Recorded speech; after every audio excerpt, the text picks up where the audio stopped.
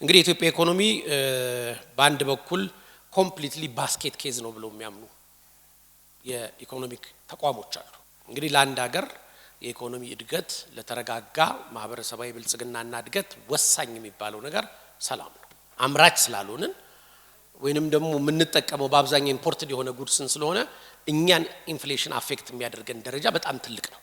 የኢትዮጵያ ኢኮኖሚ በጣም ሴንሲቲቭ ነው፣ ኮምፕሌክስ ነው። ስለዚህ ፍራጃይል ነው። የመሰበር የመድቀቅ ወይንም ደግሞ ወደ አደጋ የመግባት እድሉ ሃይ ነው።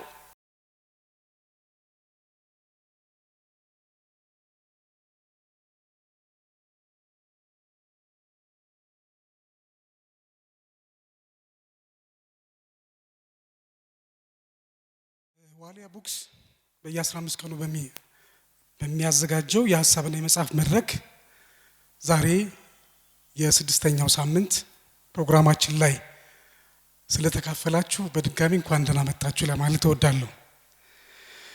ዛሬም ህዳር 27 ቀን 2018 ዓ.ም በዋሊያ የሐሳብና የመጽሐፍ መድረክ ማክሮ ኢኮኖሚና የዕለት ህይወታችን በሚል ርዕስ ላይ የፓናል ውይይት አዘጋጅተናል። በዚህ የፓናል ውይይት ላይ 3 በመስኩ እውቀትና ክህሎት ያላቸው ባለሙያዎችን እንግዳ አድርገን ሐሳቦቻቸውን ለአድማጮቻችንና ለተመልካቾቻችን እንዲያቀርቡልን ጋብዘናል። እናንተንም ሶስታችሁንም ፓናሊስቶቻችንን በድጋሚ እንኳን ደህና መጣችሁ። እንኳን ለውይይት አክብራችሁ ስለመጣችሁ ከልብ አመሰግናለሁ። አቶ ሞሼ ሰሙ ጥሪያችንን አክብረው ሙያዊ ሐሳቦትን ለማካፈል በዋሊያ ስድስተኛው የሐሳብና የመጽሐፍት ውይይት ላይ ስለተገኙ በተመልካቾቻችን ስም ከልብ አመሰግናለሁ። እንኳን ደህና መጡ። እንደምን ዋላችሁ። ኢኮኖሚክስ ጉዳዮች ላይ በአማርኛ ማቅረብ በጣም ፈታኝ ነገር ነው ለኔ ሁሌ የሚሰማኝ። የኢኮኖሚክስ ኮንሰፕቶችን ወደ አማርኛ ተርጉሞ በአማርኛ ለማቅረብ የሚደረገው ሙከራ ልክ ፓስታ በእንጀራ እንደመብላት ነው የሚሰማኝ። እንግዲህ ፓስታ በእንጀራ የምትወዱ ሰዎች ካላችሁ በጣም ይቅርታ፣ ግን እንደዛ አይነት ስሜት ነው የሚሰጠኝና ለማንኛውም ችግሮቹ ላይ ትኩረት ሳልሰጥ በአብዛኛው ሶሉሽን የምላቸውን ነገሮች አቀርባለሁ። ኢትዮጵያ ያለችበትን ኢኮኖሚክ ሁኔታ ሁላችንም እየኖርነው ስለሆነ የተለየ አዲስ ነገር ልነግራችሁ አልችልም ብዬ አስባለሁ። ብዙዎቻችን እናውቃለን፣ ግን እንደ መነሻ የተወሰኑ ነገሮችን አቀርባለሁ። ከሶስት መሰረታዊ ነገሮች ተነስቼ ነው ሶሉሽኖችን ፕሬዘንት ማድረግ የምፈልገው። መጀመሪያው ማክሮ ኢኮኖሚክ ስታቢላይዜሽን ኤንድ ሪፎርም ነው። ይሄ ማክሮ ኢኮኖሚውን ስታቢላይዝ ለማድረግ እንደ ፖሊሲ አቅጣጫ ቢወሰዱ ይጠቅማሉ ምላቸውን አማራጭ ሀሳቦች ነው የማቀርበው።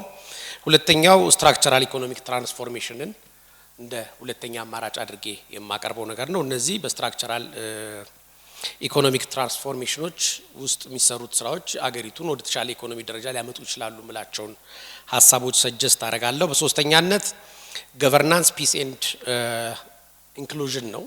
ይሄ ደግሞ ከሰላም ከአስተዳደር እና ከአካታችነት አኳያ የአገሪቱ ኢኮኖሚ ምንን መስፈርት ያካትት የተሻለ ሁኔታ ይፈጥራል የሚለውን ለማየት ሞክራለሁ። እንግዲህ የኢትዮጵያ ኢኮኖሚ በተለያዩ አካላት በተለያየ ሁኔታ ይገመገማል።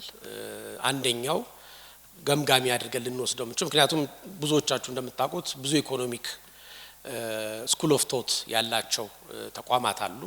እነዚህ ተቋማት የኢትዮጵያን ኢኮኖሚ ብቻ ሳይሆን የዓለም የኢኮኖሚ ሁኔታዎችን ጀጅ ያደርጋሉ፣ ኢቫሉዌት ያደርጉና ጀጅ ያደርጋሉ። ይህንን ጀጅ ሲያደርጉ ከሚነሱባቸው የፖለቲካል የሶሻል ወይም የፖለቲካል ርዕዮተ ዓለም በመነሳት የሚወስዷቸው አቋሞች አሉ። አንዳንድ ጊዜ ወደ ግራ ዘመም ሊሆን ይችላል፣ አንዳንድ ጊዜ ቀኝ ዘመም ሊሆን ይችላል፣ አንዳንድ ጊዜ ሴንተር ሊሆን ይችላል። እነዚህ እንግዲህ እንደየተቋማቱ ስለሚሆን አቬሬጅ የምለውን ነገር ለመውሰድ ነው የምሞክረው። አንዱና ትልቁ በኢትዮጵያ ኢኮኖሚ ላይ ሲግኒፊካንት የሆነ ሚና እየተጫወቱ ያሉት ሁለት ዓለም አቀፍ የገንዘብ ተቋማት አንዱ አይኤምኤፍ ነው፣ አንዱ ወርልድ ባንክ ነው እና እነዚህ ግምገማ ሲሪየስሊ ከመወስዳቸው ግምገማዎች ውስጥ አንዱ ነው ማለት ነው። ከዛ በተረፈ ሌሎቹን እንደየ አመጣጣቸው የጥግንም የማህሉንም ሊያሳያችሁ በሚችል መንገድ ሐሳቤን አቀርባለሁ። እንግዲህ የኢትዮጵያ ኢኮኖሚ በአንድ በኩል ኮምፕሊትሊ ባስኬት ኬዝ ነው ብለው የሚያምኑ የኢኮኖሚክ ተቋሞች አሉ። የኢትዮጵያ ኢኮኖሚ አልቆለታል፣ ከዚህ በኋላ ወዴትም ሊሄድ የሚችልበት እድል የለውም፣ ዴዲንድ ላይ ነው ያለው ብሎ የሚያስቡ ተቋማቶች አሉ። እንግዲህ የነዚህን የኖር ነው ያለውን ችግር ከማከል አስገብተን ስናይ በተወሰነ ደረጃ የተለጠጠ ነገር አለው ብለን መውሰድ እንችላለን። ሁለተኛው ደግሞ የኢትዮጵያ ኢኮኖሚ ዴዲንድ ላይ አይደለም ያለው፣ ባስኬት ኬዝ አይደለም። ለመሻሻል ብዙ ጠንካራ እድሎች አሉት። ኢኮኖሚ ብቻ ሳይሆን አገሪቷን እንግዲህ ኢኮኖሚውን ስናወራ አገሪቱ ደግሞ ያላት ፖቴንሻል አብሮ መታሰብ አለበት። አሁን እየተሰራ ያለው ነገር ውጤታማ ሆነም አልሆነም አገሪቱ እንደ ሀገር ፖቴንሻሏን ተጠቅማ በተገኘው እድል ለመለወጥ የምትችልበት ሁኔታ አለ ወይ ብሎ መውሰድ ስለሚቻል ከዚህ በተቃራኒ የሚቆሙት በጣም ተስፋ ሰጪ የሆነ አሁን የተጀመረው የዚህ የሆም ግሮን ኢኮኖሚክ ሪፎርም ኢትዮጵያን ኢምፓክት የሚያደርግ በአጭር ጊዜ ጠንካራ ምስቅልቅል የሚፈጥር በረጅም ጊዜ ግን የማህበረሰቡን ህይወት ሊለውጥ የሚችል ነው ብሎ ያምናሉ። ይህንን የሚያራምዱት በአብዛኛው ወርልድ ባንክና አይኤምኤፍ ናቸው። እንግዲህ ወርልድ ባንክና አይኤምኤፍ ይህንን ነገር ሲሉ ከበስተጀርባው አንደኛ አበዳሪ በመሆናቸው በዓለም አቀፍ ማህበረሰብ ውስጥ ያላቸው ሚና ማንኛውንም ሀገር መውሰድ ወደሚፈልጉት መንገድ ለመውሰድ የሚያደርጉት ጥረት ውጤት ሊሆን ይችላል። እንግዲህ ጀጅመንቱን ለእናንተ ነው የምተወው። ሶስተኛውና የተሻለ ነው ብዬ እኔ የምወስደውና የምቀበለው የኢትዮጵያ ኢኮኖሚ በጣም ኮምፕሌክስ የሆነና ፍራጃይል ኢኮኖሚ ነው ብለው የሚተነትኑት ነው። የኢትዮጵያ ኢኮኖሚ በጣም ሴንሲቲቭ ነው፣ ኮምፕሌክስ ነው። ስለዚህ ፍራጃይል ነው፣ የመሰበር የመድቀቅ ወይንም ደግሞ ወደ አደጋ የመግባት እድሉ ሃይ ነው። ገብቷል እያልኩ አይደለም፣ ሃይ ነው የሚሉትን ወገኖች ወስዳሉ። ስለዚህ እንግዲህ የኢትዮጵያ ኢኮኖሚ መሰረታዊ ችግሮች ብዬ የምወስዳቸው አንደኛው ቅድም ካነሳሁት ገቨርናንስና ፒስ ኤንድ ሴኩሪቲ ጋር የሚገናኘው የሰላም እጦት ነው። እንግዲህ ለአንድ ሀገር የኢኮኖሚ እድገት ለተረጋጋ ማህበረሰባዊ ብልጽግናና እድገት ወሳኝ የሚባለው ነገር ሰላም ነው። ሰላም ከሌለ የመጀመሪያው ተጠቂ የሚሆነው የሰላሙ የምርታማነትና የምርት እድገት ነው። ለምን አሁን ኢትዮጵያ ውስጥ ከተለያዩ አካባቢዎች ከሚካሄደው ጥናት አኳያ እንግዲህ አሁን ቅድም እንዳልኳችሁ ኤግዛክትሊ የዚህ ጥናት ነው ብሎ ለመናገር አቬሬጅ ነገር ስለምወስድ አቬሬጅ አሰምፕሽኖች እንደምሰጧችሁ ከግምት ውስጥ ወሰዱ። ምክንያቱም የራሴን ጥናት አላረኩም፣ ዓለም አቀፍ ጥናቶችን መሰረት አድርጌ ስለምናገር ማለት ነው። ኢትዮጵያ ውስጥ አሁን ባለው የሰላም እጦትና አለመረጋጋት ምክንያት ከአጠቃላይ ጂዲፒው ከ25 እስከ 30% የሚያህል ምርታማነት ተጎድቷል ተብሎ ይታመናል። አገሪቱ በፖቴንሻል አቅሟ ልታሳድግ ልታበለጽግ ልታለማና ውጤት ልታመጣበት ትችል የነበረውን ከ25 እስከ 30% ሉዝ ታደርጋለች። ይሄን የሚያስከትለው ምንድነው? ጦርነቱ ነው። ጦርነቱ ሁለት ነገር ያመጣል። ጦርነትና ግጭት፣ ጦርነት ብቻ ሳይሆን ግጭቶችም ስላሉ ጦርነትና ግጭት ሁለት ነገር ነው የሚጎዱት። አንደኛ መታረስ የሚገባው መሬት በወቅቱ እንዳይታረስ፣ በወቅቱ እንዳይታጨድ፣ በወቅቱ ወደ ጎተራ እንዳይገባ የሚያደርግ መሰናክል ይፈጥራል። ሁለተኛ በምርት ላይ መሰማራት የሚገባው ወጣት በምርት ላይ መሰማራትና እድገት ማምጣት የሚችል ወጣት ስራ ላይ እንዳይሳተፍ ያደርጋል። ለምን? ጦርነት ውስጥ ስለሚገባ። ወገኑ የትኛውም ሊሆን ይችላል፣ ከየትኛውም ወገን ሊሆን ይችላል። አሰላለፉ ከመንግስትም ሳይድ ሊሆን ይችላል፣ ወይንም ደግሞ በአመጽ ወይንም በተቃውሞ ጎራ ያለው ሊሆን ይችላል። ግን ሁለቱም ኢትዮጵያዊ ወጣቶች ስለሆኑ እነዚህ ሁለቱም ግሩፖች በጦርነት ውስጥ በመጠመዳቸው ምክንያት ገበሬውም አያርስም፣ ነጋዴውም አይነግድም፣ የጉልበት ስራ የሚሰራውም ሰው አይሰራም፣ ወይንም ደግሞ በሌላ ምርት ላይ ተማራው ሰውም እዛ ምርት ላይ አይሰማራም። ይሄ ማለት ሁለት መሰረታዊ ጉዳቶችን ያስከትላል ማለት ነው። ማልማት የሚገባንን መሬት ለማልማት እድሉ የለንም። ማልማት የሚገባው ጉልበት በማይሆን ምክንያት እናጠዋለን ማለት ነው። ይሄ መሰረታዊ ችግሩ ነው ብዬ የማስበው ነው። ሁለተኛው ግሽበት ነው። ዓለም አቀፍ የገንዘብ ተቋማትም በግልጽ እንዳስቀመጡት የኢትዮጵያ ግሽበት ሄድላይን ግሽበቱና አግሪጌት ግሽበቱ አጠቃላይ ግሽበቱን ስናየው በሚያስጨንቅ ሁኔታ ከጊዜ ወደ ጊዜ እየተባባሰ ነው የመጣው። ብዙ ጊዜ አሁን የምታዩት ሄድላይን ግሽበት ነው። የኢትዮጵያ መንግስት ግሽበቱን ከ30% ወደ 13 ወይንም ደግሞ 12 13.5 እንደዚህ አካባቢ አምጥቻለሁ ይላል። ይሄ ሄድላይን የምንለው ግሽበት ነው። ሄድላይን ግሽበት ማለት አመቱ መጨረሻ ላይ የአምናን ግሽበት ዘግቶ በዛ ፕራይስ ላይ ተመስርቶ በዚህ አመት ውስጥ የተፈጠረውን የዋጋ ልዩነት ማሰብ ማለት ነው። ዋነኛው ግን ግሽበት የሚባለው አንድ ኢኮኖሚክ ትራንስፎርሜሽንን ኢምፕሊመንት ካረክበት ጊዜ ወይንም ደግሞ የአጠቃላይ ማህበረሰቡን የኑሮ እድገት ካሻሻልክበት ጊዜ ተነስተ ግሽበቱን ማየት አለብን። ምክንያቱም ኢትዮጵያ ውስጥ ያለው አብዛኛው ደሞዝ ተከፋይ በንግድ ውስጥ ያለው ማህበረሰብ ንግድ ስል በከፍተኛ ደረጃ ያለው ንግድ ሳይሆን በመካከለኛ ደረጃ ያለው ነጋዴ ነው ማወነሳው። ይሄ ማህበረሰብ እድገት እያሳየ አይደለም። ምክንያቱም ግሽበቱ የሚበላው ደሞዝ ነው ያለው። የሚጨመርለትም ጭማሪ ግሽበቱን መቋቋም የሚያስችለው አይደለም። ስለዚህ ግሽበቱን ማንሳት ያለብን የዛሬ 5 ዓመት ወይንም 6 ዓመት የእያንዳንዱ ሰው ደሞዝ አቨሬጅ ደሞዝ ግሽበቱ ከሚያስከትለው ኢንፍሌሽን ጋር ተመጣጣኝ የሆነ ወይንም ደግሞ ፊክስድ የሆነ ፕራይስ የደረሰበት ቦታ ላይ ነው የሚሆነው። ስለዚህ በሄድላይን ኢንፍሌሽን ኢትዮጵያ 13% ልትሆን ትችላለች። እሱም ላይ ያለኝ እንዳውት ላስቀምጥ እችላለሁ፣ ግን ግድ የለም የመንግስትን መረጃ እንውሰድና 13% ነው የሚባለው። ነገር ግን ባለፈው 4-5 ዓመት ኢትዮጵያ ውስጥ ግሽበት ከ1000 ከ2000% በላይ ጨምሯል። በየቤታችን የምናቀው ነገር ስለሆነ ማለት ነው። ስለዚህ ግሽበት በኢትዮጵያ ኢኮኖሚ ላይ ከፍተኛ የሆነ ተጽዕኖ እያሳደረ ነው። እውነቱን ለመነጋገር ከመንግስት የኢኮኖሚ መሰረታዊ ኃላፊነቶች ውስጥ ግሽበትን መቆጣጠርና የሰውን የኑሮ ሁኔታ ማሻሻል የአንድ ሀገር መንግስት መሰረታዊ ስራው የሚባለው ዜጎች በግሽበት ምክንያት ህይወታቸው እንዳይጎዳ፣ ያኗኗር ዘይቤያቸው እንዳይበላሽ፣ በጤንነት ማደግ የሚገባቸው ልጆች ተመጣጣኝ ምግብ አግኝተው በጤንነት እንዲያድጉ፣ መማር በሚገባቸው ትምህርት ሁኔታ እንዲማሩ ማድረግ የሚያስችል የኢኮኖሚ ሁኔታን መፍጠር ነው። ስለዚህ ከዚህም አኳያ የኢትዮጵያ ኢኮኖሚ ከፍተኛ ጉዳት እየደረሰበት ነው የሚገኘው። ሌላው የውጭ ምንዛሪ አቅርቦት ስል የኢትዮጵያ ኢኮኖሚ ማመንጨት የሚችለው የውጭ ምንዛሪ እና የውጭ ምንዛሪ ስርጭት በጣም በከፍተኛ ሁኔታ ክሪቲካል በሚባል ደረጃ ያለበት ደረጃ አሳሳቢ መሆን ነው። ይሄ እንግዲህ የሚያስከትለው ምንድነው? አንዳንድ ሰዎች የውጭ ምንዛሪ በኢኮኖሚ ላይ የሚያስከትለው ኢንፍሌሽን ወይንም ግሽበት ኢምፖርትድ ኢንፍሌሽን የምንለው ማለት ነው ከ10% እስከ 25% ይሆናል ነው የሚሉት። ኢትዮጵያ ግን እስከ ቅርብ ጊዜ ባለኝ መረጃ መሰረት ከአጠቃላይ ሀገራዊ ምርት ወይንም ደግሞ ኮንሱም ከምናደርገው አጠቃላይ ሀገራዊ ምርት ውስጥ እስከ 25-30%ን ኢምፖርትድ ነው። ስለዚህ ኢምፖርቲንግ ኢንፍሌሽን እንደሌላው ሀገር አይደለም። አምራች ስላልሆንን ወይንም ደግሞ የምንጠቀመው በአብዛኛው ኢምፖርትድ የሆነ ጉድስን ስለሆነ እኛን ኢንፍሌሽን አፌክት የሚያደርገን ደረጃ በጣም ትልቅ ነው። ሶ ኢንፍሌሽን አንደኛው በውጭ ምንዛሪ የሚቀርበው ዋጋ የሚያስከትልብን ችግር ነው። ሌላው መጠነ ሰፊ የሆነ ፓብሊክ ዴት ነው። የኢትዮጵያ መንግስት ባለፉት 15 ወይንም 20 ዓመታት የወሰደው ብድር አሁን ዴቱን ሰትል የሚያደርግበት ጊዜ አብዛኞቹ ብድሮች የተወሰዱበት ጊዜ በሂደት እየመጣ አሁን ያለበት ደረጃ ላይ ደርሷል። ማለት ዴት ሰርቪሲንግ ላይ ነው። አብዛኛዎቹ ብድሮች እንትናቸው አልቋል፣ ተርማቸው አልቋል። ስለዚህ ሁለት ነገር ነው እየተከተለው ያለው። ፕሪንሲፓልንም ኢንተረስትንም የሚከፍልበት ሁኔታ እየተፈጠረ ስለሆነ በእዳ ምክንያት ከፍተኛ እዳ ምክንያት ፓብሊክ ዴት የምንላቸው እንግዲህ ከትራይፓርቲትም ባይላተራልም ወይንም ደግሞ ከሎካል ኢኮኖሚው መንግስት የተበደረው ብድር ነው። እነዚህ ሁሉ ብድሮች ተደማምረው ኢትዮጵያ ያለችበት የብድር መጠን በጣም አሳሳቢ ነው። አገሪቱ ለመሰረተ ልማት መዋል የሚገባትን አብዛኛውን ሪሶርሷን አሟጦ የሚወስደው ብድር መክፈል ነው። ብድር እየከፈልን ያለ ነው። ከፍተኛ የሆነ ዕዳ ነው ያለብን። እንግዲህ ይሄ ብድር ተሸጋጋሪ ብድር ነው ወይንም ደግሞ ካለፈው ስርዓት የመጣ ብድር ነው ልንል እንችላለን። ነገር ግን ብድሩን ባለፈው 7 ዓመት ውስጥ ወጥ በሆነ መልክ ምክንያቱም ኢትዮጵያ ከዚህ በፊት የምትታወቀው በጣም አስተማማኝ ብድር ከፋይ በመባል ሀገር ነው የምትታወቀው። ባለፉት 7 ዓመታት ውስጥ ግን የብድር የመክፈል ሁኔታችን በተለይ የትግራይ ጦርነት ከተጀመረ በኋላ የብድር የመክፈል አቅማችን በጣም ስለተጎዳ እዳችን በዛ ልክ ቻሌንጅ የሚያደርገን ደረጃ ላይ ደርሷል።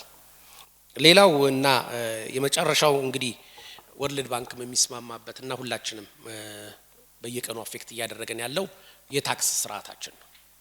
ኢትዮጵያ ውስጥ ያለው ፕራይቬት ሴክተር በጣም የተዳከመ በጣም ደረጃውም ዝቅ ያለ ነው።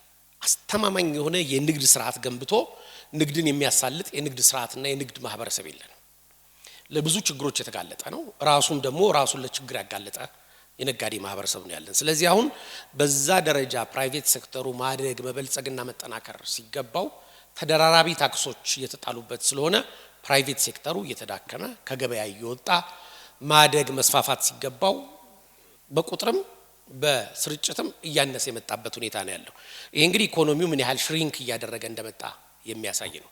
የኢትዮጵያ ጂዲፒ አድጓል፣ ምንም ጥያቄ የለውም። የኢትዮጵያ ጂዲፒ ለማደጉ የራሱ ብዙ ማብራሪያዎች ሊቀርብ ይችላል። ነገር ግን ከቀጥተኛ ከነጋዴው ማህበረሰብ ስንመለከተው ኢንክሉዲንግ አሁን የምናውቀው ደሞዝ ተከፋይ ማህበረሰብ ማለት ነው። ለምሳሌ አሁን ኢትዮጵያ ውስጥ ደሞዝ ተከፋይ ማህበረሰብ እኔ ከመንግስት ጋር ፓርትነር ነው ብዬ ነው የምወስደው። ለምን 35% ድረስ አት አቨሬጅ ብንወስደው ከፍተኛው 35%፣ ዝቅተኛው 10%፣ 15% አሁን ይከፍላል። ከዛ እንደገና ደግሞ ተርኖቨር ታክስ አለበት 15%። ከዛ ቀጥሎ ደግሞ ቫት ይኖርበታል ሌላ 15%። ሌሎች ከደሞዙ ጋር ቀጥተኛና ቀጥተኛ ያልሆኑ ወጪዎች ሲደማመሩ 50 እና 60% ይደርሳል ወጪ። ስለዚህ አንድ ኢትዮጵያዊ ደሞዝ ተከፋይ ሰራተኛ የሚሰራው ለራሱና ለቤተሰቡ ሳይሆን በከፊል ለመንግስት ነው። ይሄ እኔ ዘመናዊ ባርነት ነው የምለው። ኢትዮጵያ ውስጥ ያለ ሲቪል ሰርቫንት በዘመናዊ ባርነት ውስጥ ነው ያለው። ምክንያቱም ልክ እንደ ባሪያ አሳዳሪ ነው መንግስት የሚያስተዳድረን። ደሞዛችንን 50%ን ከኛ ላይ ወስዶ ነው እንደ ሀገር እየመራን ያለው። ስለዚህ እኔ ሌላው መሰረታዊ ችግር የምለው ምክንያቱም በእርግጥ እስካሁን ድረስ ኢትዮጵያ ውስጥ በደሞዝ ተቀጥሮ የሚሰራ ሰው ብዙውን ጊዜውን የሚያጠፋው ቢሮ ውስጥ ነው። ሌላ ዓለም ላይ ሁለተኛ ስራ ከዋናው ስራ ወጥቶ ቀጥሎ ሁለተኛ ሶስተኛ ስራ የሚሰራበት እድል አለ። እዚህ ሀገር አንድንም ስራ በበቂ ሁኔታ ማቅረብ ስላልቻልን ሁለተኛ ስራ ደርበን መስራት የምንችልበት ሁኔታ የለም። ለእንደዚህ አይነት ማህበረሰብ ህይወቱን ለማሻሻል እድል ይሰጠው የነበረው የተወሰነ ዲስፖዘብል ኢንካም ኖሮት ያን ዲስፖዘብል ኢንካሙን በሴቪንግ መልክ አስቀምጦ ያንን በሼሮች ወይንም በሼር ካምፓኒዎች ላይ ኢንቨስት አድርጎ ጉልበቱና ጊዜውን መስዋዕት ሳያደርግ ትርፍ የሚያገኝበት ሁኔታ መፍጠር ነው። ምክንያቱም አዘር ኢንካም ያስፈልገናል። እንግዲህ እንደምታውቁት አሜሪካ ወይንም ደግሞ ዌስተርን ወርልድ ውስጥ በአብዛኛው የሴቶች ወደ ስራ እንዲገቡ ያስገደደው ሁኔታ ከሁለተኛ ዓለም ጦርነት በኋላ የተፈጠረው ነገር ነው። አንደኛ በአንድ ሰው ደሞዝ ቤት መምራት የማይቻልበት ሁኔታ ስለተፈጠረ ያንን ተከትሎ ሴቶች ወጥተው ስራ ሰርተው ምክንያቱም የቤት ውስጥም ስራ ከባድ ስራ ነው። እንደውም ኢትዮጵያ ውስጥ ብናየው ቤት ማለት ትንሽ ፋብሪካ ማለት ነው ብዬ ነው የምወስደው። ከጠላ መጥመቅ ጀምረን ወጥ መስራት፣ እንጀራ መጋገር ምናምን ሌላ ዓለም በፋብሪካ ውስጥ ተመርቶ ታሽጎ ሊቀርብ የሚችልን ስራ በመለስተኛ ፋብሪካነት ነው ቤት ውስጥ ሴቶች እያገለገሉ ያሉበት እና ይሄ ብዙ እንትናቸውን ይጎዳል። ያንን ስራ መሸፈን የሚገባበት ሌላ መንገድ የተፈጠረው ቅድም እንዳልኳችሁ በፋብሪካ ደረጃ ማምረት ተጀመረ። ቤት ውስጥ መስራት የሚገባቸው ነገር መቀነስ ነበረበት። ያንን ተከትሎ አብዛኛው የሃውስሆልድ የምንላቸው ማሽኖች ልብስ ማጠቢያ፣ ዕቃ ማጠቢያ ምናምን ማሽኖች መፈጠር የሴቶችን ስራ ቀነሰ። የሴቶች ጉልበት ለቤት ብቻ ሳይሆን ውጪ ወጥቶ በምርት ውስጥ ተሳትፎ ለኢኮኖሚ ኮንትሪቢዩት እንዲያደርግ ገቢውንም እንዲያሳድግ አድርጓቸዋል።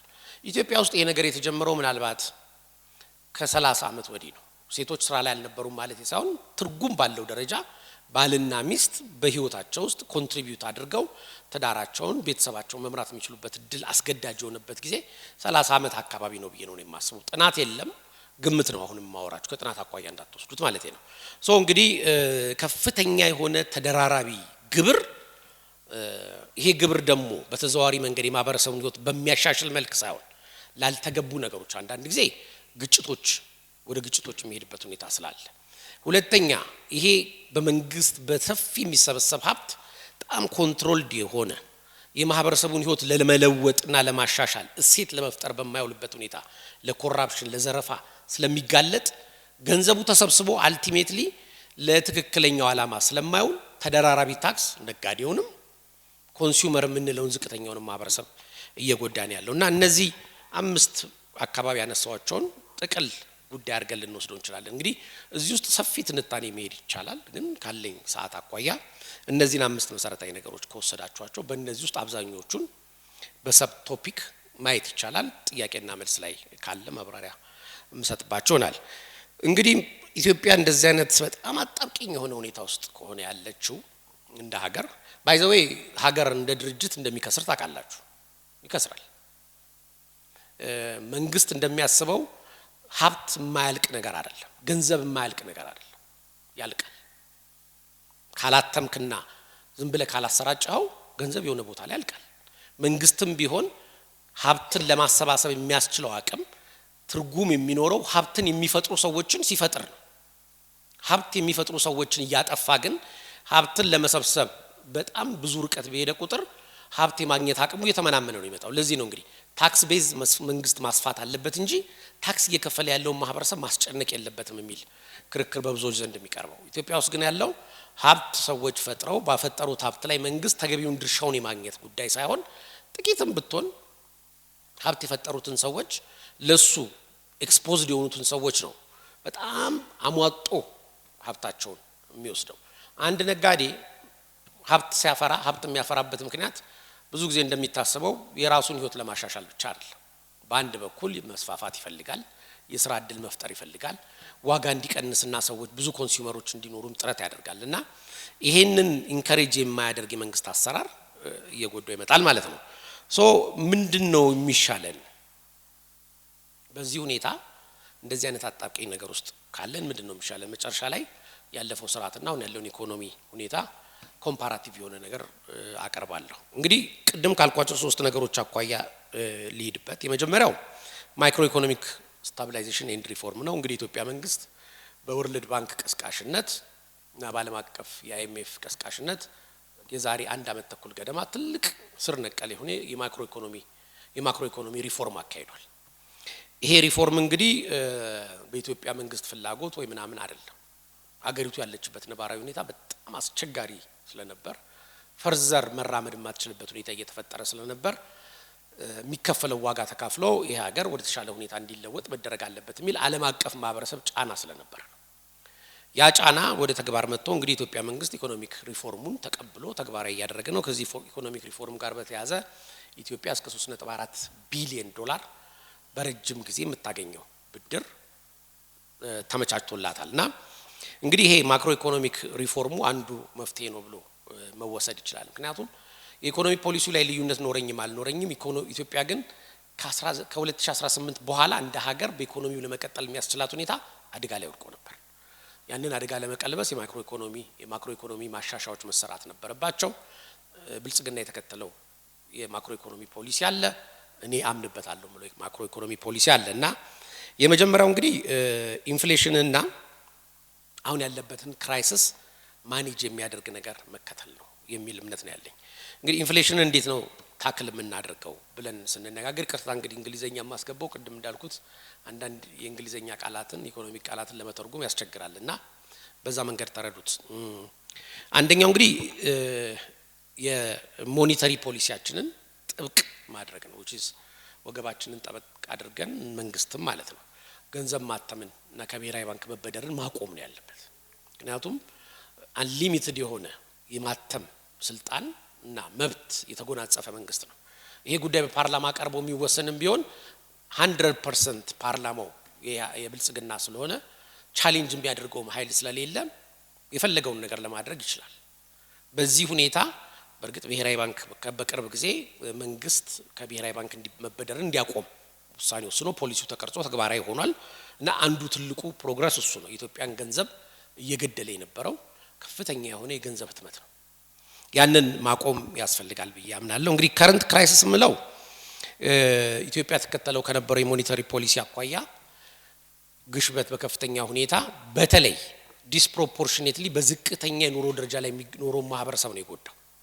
ምክንያቱም ለመካከለኛ ገቢና ከመካከለኛ ገቢ ከፍ ያለው ማህበረሰብ ግሽበትን ለመቋቋም የሚያስችለው አንጻራዊ ደሞዝ አለው፣ አንጻራዊ ዲስፖዛብል ኢንካም አለው። ወደ ዝቅተኛው ማህበረሰብ ስንወርድ ግን ምንም አይነት ተቀማጭም ወይንም ደግሞ ለነገ ብሎ የሚይዘው ነገር ስለሌለው የኢኮኖሚው ግሽበት በጣም እያደገ ሲመጣ እየጎዳው የሚመጣው እሱ ነው።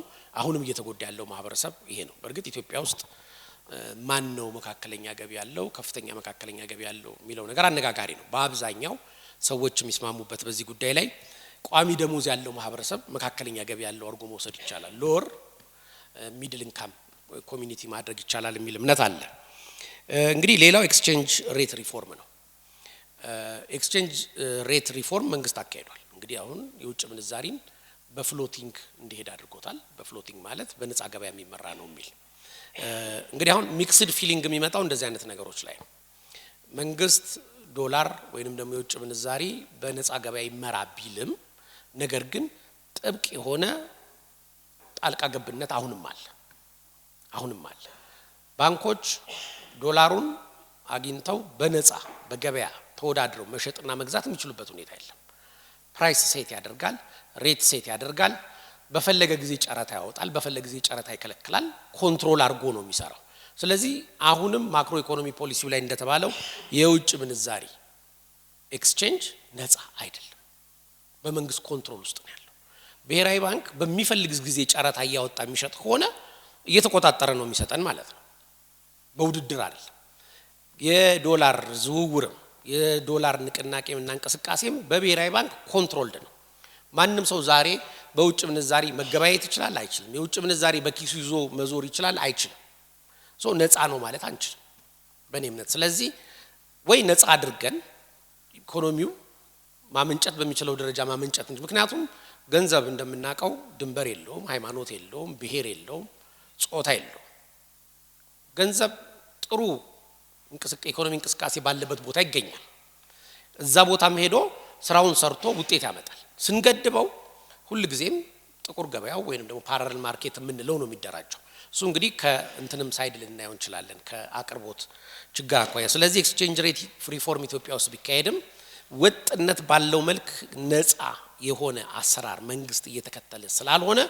አሁንም ኮንትሮልድ ስለሆነ የውጭ ምንዛሪ ማግኘት የሚቻለውን ያህል ማግኘት አልቻልንም የውጭ ምንዛሪ በገበያ ስለሚመራ በነፃነት ስለማይንቀሳቀስ እጥረት ስላለ ሁሉ ጊዜ ኮምፒቲንግ የሆነ ወይንም ኮምፒቲንግ ብቻ ሳይሆን ስፔኩሌቲቭ የሆነ ፕራይስ ነው ያለው ለምሳሌ ብዙዎቻችሁ የውጭ ምንዛሪ ዋጋ ስንት ነው አንድ ብር በኢትዮጵያ በዶላር ማን ነው አንድ ዶላር በኢትዮጵያ ስንት ነው ብትባሉ ወይ የጥቁር ገበያውን ነው የምትናገሩት ወይ የመንግስትን ነው የምትናገሩት ግን አክቹአሊ ምንድነው ምክንያቱም የጥቁር ገበያው ዋጋ ከእጥረት የመነጨ ነው ምክንያቱም እጥረት ካለ ትልቅ ፍላጎት ካለ ሰውየው ከእጥረቱ በተነሳ ዶላሩን ለማግኘት ትልቅ ፍላጎት ስላለው ትልቅ ፕራይስ ይሰጣል መንግስት ደግሞ የውጭ ምንዛሪ ዋጋ እንዳይንር ወይንም ደግሞ ከቁጥጥር ውጪ እንዳይወጣ ስለሚፈልግ ይቆጣጣራል ስለዚህ አክቹአሊ አንድ ዶላር በኢትዮጵያ ስንት ብር ነው የሚባለው ነገር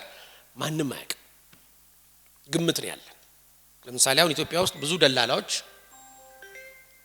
ደላላዎች ደላላ ስለ የኮሚሽን ኤጀንቶች ቤት ሲሸጡ በግምት ነው አይደል የለን we assume የገሌ ቤት ይሄን ያህል ብር ያወጣል የገሌ ቤት ይሄን ያህል ብር ያወጣል እንላለን እንጂ ስታንዳርድ የለንም አይደል ጎን ለጎን ያሉ ሁለት ቤቶች የመሬት ዋጋ የግንባታ ዋጋ ሌሎች ዋጋዎች ተደማምረው ያ ቤት የሚያወጣውን ነገር አስዩም እናደርጋለን እንጂ በባለሙያ ተጠንቶ በሎኬሽን ወይንም ደግሞ በማፒንግ ተለይቶ የአንድ መኪናም ተሽከርካሪም እንደዛው ኢትዮጵያ ውስጥ ብዙ ጊዜ ዋጋዎች ከግምት ነው የሚነጩት አሁንም የኢትዮጵያ የውጭ ምንዛሪ ዋጋ ለኔ ግምት ነው እንጂ ሪል ፕራይሱን ማንንም አያውቅም ስለዚህ ኤክስቼንጅ ሬት ሪፎርም ኢትዮጵያ ውስጥ ቢካሄድም ያ ሪፎርም ለኔ ውጤታማ ነው ብዬ አላምንም አሁንም እጥረቱ ቀጥሏል በጥቁር ገበያውና በመንግስት ምለው እንግዲህ መንግስት በባንኮች ፕራይስ የሰጠው ጋር ሲወዳደር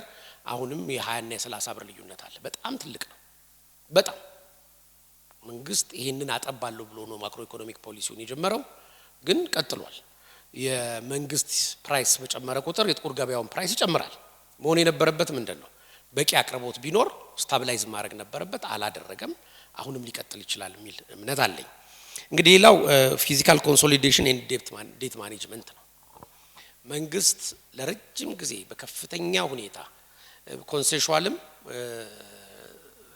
ሌሎችንም ብድሮች በመውሰዱ ምክንያት ያለብን ዕዳ በጣም ትልቅ ነው ዕዳው ብዙ ሆኖ አይደለም ግን የመክፈል አቅማችን ደካማ ስለሆነ ዕዳው ወገባችንን እየሰበረው ነው የሚገኘው ይሄንን ማኔጅ ማድረግ ይፈልጋል እንዴት ነው ማኔጅ የሚደረገው አንደኛው ከአበዳሪ አገራት ጋር በቅርብ ርቀት ተገናኝቶ በመወያየት የብድር ጊዜውን ማራዘም የክፍያ ጊዜውን ማለት ነው ብድሮቹን በተራዘመ ጊዜ ለመክፈል የሚያስችል ጉልበት እስኪፈጠር ድረስ ግሬስ ፔሪድ እንድናገኝ ማድረግ መንግስት አሁንም መበደሩን ማቆም እና ከኢኮኖሚው ጀነሬት በሚያደርገው ገንዘብ በተራዘመ ሂደት መሰረተ ልማቶችንና ግንባታዎችን የማህበረሰቡን ፓብሊክ ጉድስን መገንባት መልመድ አለበት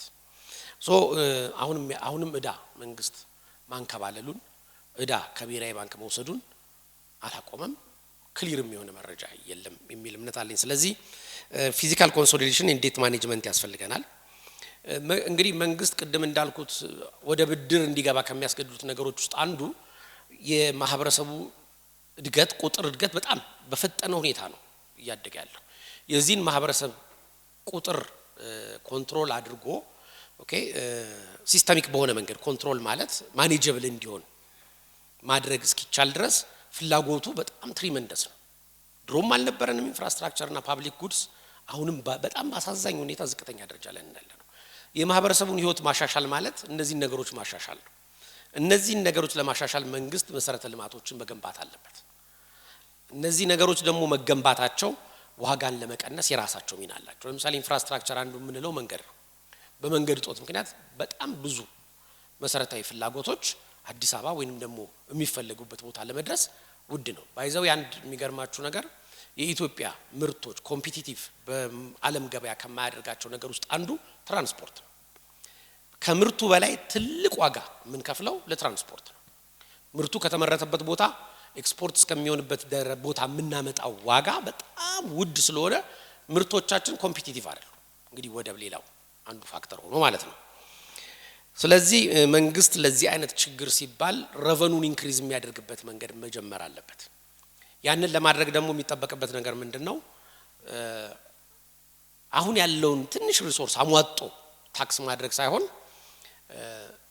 ቤዙን ማስፋት ማለት ወደ ግብር ስርዓቱ ያልገቡትን ተቋማት፣ ነጋዴዎች፣ ሌላውን ማህበረሰብ ወደ ግብር እንዲገቡ ማድረግ። ሁለተኛ ፕሮፖርሽኔት የሆነውን የግብር ስርዓቱን ማሻሻል። ሶስተኛ ነገር ደግሞ ኢኮኖሚ ውስጥ ኦሬዲ አቅም የፈጠሩትንና እየሰሩ ያሉትን ማሟጣት ሳይሆን የኢኮኖሚ የንግድ ማህበረሰቡ ቁጥር እንዲጨምርና ምርታማነቱ እንዲያድግ አድርጎ ከዛ ተገቢውን ታክስ በማድረግ ረቨኑን ኢንክሪዝ ማድረግ አለበት የሚል እምነት አለኝ። ሁለተኛው ስትራክቸራል ኢኮኖሚክ ሪፎርም የምንላቸው እነዚህ ውስጥ እንግዲህ ሎካል ፕሮዳክቲቪቲ ካፓሲቲያችንን ማሳደግ ነው። ምርታማነታችንን ማሳደግ ማለት ነው። እንግዲህ ኢትዮጵያ ውስጥ ምርታማነትን ለማሳደግ እየተሰሩ ያሉ ነገሮች አሉ። እነዚህ ምርታማነትን ለማሳደግ የሚሰሩ ስራዎች አንደኛው መሰረታዊ ፍላጎታችን ወይ ፈርስት ኮንሱመር ጉድስ የምንላቸው እነዛን ምርታቸው እንዲያድግ ማድረግ ነው። ምርታቸው እንዲያድግ ማድረግ ሁለት ሶስት አይነት መንገዶች አሉ። አንደኛ ፐር ሄክታር ይልዱን ማሳደግ ነው። ሁለተኛው ደግሞ ፐር ሄክታር ይልዱን ከማሳደግ ባሻገር መሬቶች ያልታረሱ መሬቶችን በዘመናዊ መንገድ መጠቀም የሚቻልበት መንገድ አብሮ ማሰብ ነው። ይሄ ደግሞ ሜካናይዜሽን ሊሆን ይችላል፣ ኢሪጌሽን ሊሆን ይችላል፣ ሌሎችም ነገሮችን ኢምፕሊመንት ማድረግ ይቻላል ብዬ አስባለሁ። ሌላው ኤክስፖርትን ዳይቨርሲፋይ ማድረግ ነው። አሁን በጣም በተወሰነ ምርት ላይ እነዛ ምርቶች በብዛት ኤክስፖርት በማድረግ ነው የውጭ ምንዛሪ የምናገኘው። ያንን መለወጥ ይፈልጋል። በምን አይነት መንገድ ሌሎች ኤክስፖርተብል አይተሞችን በኢትዮጵያ ኢኮኖሚ ውስጥ እንዲኖሩ ማድረግ ነው። አሁን እንግዲህ በማዕድን ላይ የተሰራ ያለው ነገር የተሻለ አቅም እየፈጠረን ያለው ነውና እንግዲህ እስከዚህ ድረስ ከመጣን የተወሰነውን በኋላ በጥያቄና መልስ ለመመለስ ሞክራለሁ። ለተሰጠኝ ጊዜ በጣም አመሰግናለሁ። ቶሞሼ ሰሙን ከልብ ነው የማመሰግነው።